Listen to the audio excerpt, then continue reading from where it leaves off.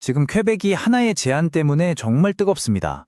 바로 공공장소에서 얼굴을 가리는 모든 걸 금지하자는 건데요. 와, 이게 보통 논쟁이 아니에요.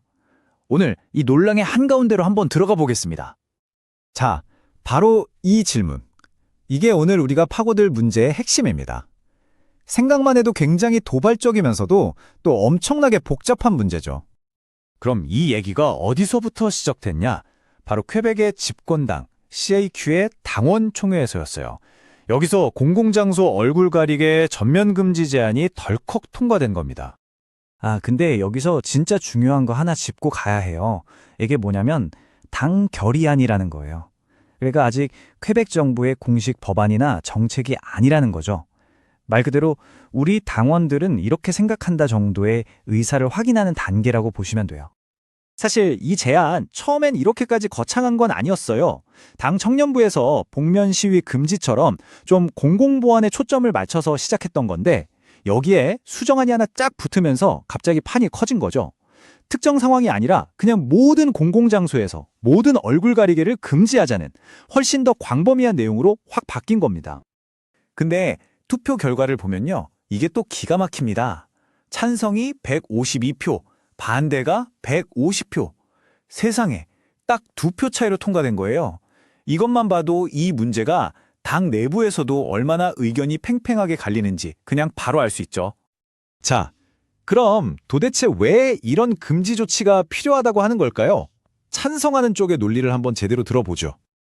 이 광범위한 금지안을 강하게 밀어붙인 인물이 바로 청년부의 벤자민 아르장보라는 사람인데요. 이 사람은 이 문제를 그냥 단순한 규칙의 문제가 아니라 우리 퀘벡 사회가 어떤 가치를 지향해야 하는가에 대한 문제로 접근했어요. 그의 주장은 바로 이 한마디에 다 담겨 있습니다. 이건 여성 평등과 사회적 개방성에 대한 문제라는 거죠. 얼굴을 가리는 행위 자체가 이런 중요한 가치들에 어긋난다고 본 겁니다. 찬성 측의 논리는 크게 보면 3가지 기둥으로 이루어져 있어요. 첫째, 신원 확인이 쉬워지니까 공공안보가 강화된다는 실용적인 이유.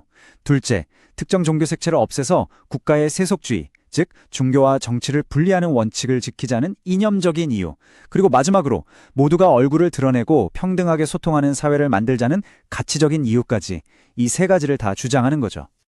놀라운 건 정부의 고위직인 세속주의 장관까지 이 결의안에 찬성표를 던졌다는 거예요. 그러면서 이건 퀘벡 사회가 한 번쯤은 꼭 해야 할 중요한 토론이다라는 입장을 밝혔습니다. 물론 이렇게 한쪽 얘기만 있을 순 없죠. 당연히 반대하는 목소리도 크고 심각한 우려도 많습니다. 이제부터는 이 제안이 가진 문제점들을 하나씩 짚어보겠습니다. 양쪽 주장을 이렇게 나란히 놓고 보면 갈등의 지점이 아주 선명하게 보이죠. 찬성 측은 공공안보, 세속주의, 사회적 평등 같은 큰 사회적 가치를 내세우고 있고요. 반면에 반대 측은 개인의 기본권과 자유, 그리고 이 법을 현실적으로 적용할 수 있겠냐는 문제를 제기하고 있는 겁니다. 여기서 되게 흥미로운 점이 있어요.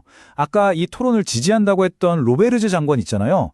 그 사람조차도 법적으로 따져보면 심각한 문제들이 많다는 걸 인정했다는 겁니다. 이 문제가 얼마나 간단하지 않은지를 보여주는 거죠. 네, 이 말을 직접 들어보면 딱 알 수 있죠. 정부도 이 제안이 개인의 권리나 자유와 크게 충돌할 수 있다는 걸 이미 알고 있다는 뜻입니다. 반대하는 쪽의 가장 핵심적인 논리는 바로 얼굴 가리개라는 말이 너무 애매하다는 거예요. 공공안전부 장관까지 나서서 이 용어가 너무 넓어서 현실에서 공정하게 적용하는 건 거의 불가능하다고 지적할 정도입니다. 이게 대체 무슨 말이냐면요. 한번 생각해 보세요.